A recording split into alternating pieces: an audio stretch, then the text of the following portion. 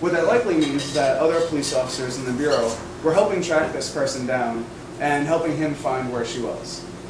That's not proven, but it's kind of interesting that that would happen.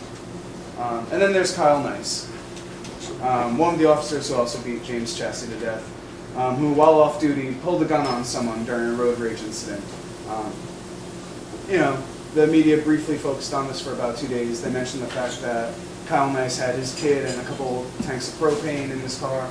And he straight pulled a gun on this fool that had pulled over with him, so that they could continue their verbal altercation. I don't drive, but I'm pretty sure if I drove, or if I got off the bus because someone flipped me off and I pulled a gun on them, I'm pretty positive I'm going to jail. But because he's a cop and he's in the boys club, nothing happened. They even had this really quick hearing. They said that he was completely justified in what he was doing, case closed, no problem. Still on the force, no real consequences. Maybe they'll pay him to take a couple weeks off to go get a psych evaluation. And these are only 2 examples, just from the last year or so. But it really reinforces an us versus them mentality, not just from our side, but primarily from the police's side. And that's the scarier one, because they're armed, they're paid, and they're trained.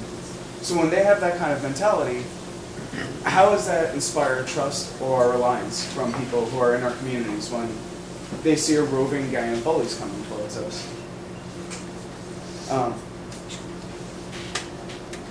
And the police aren't necessarily just passive observers or enforcers, like I said earlier. We're going to get into that in a little bit and see how, over time, they've started pushing their own political agenda into the main arena in mainstream society. But for now, Eli's going to take over and talk about the modern police force and how it's gotten to where it is today.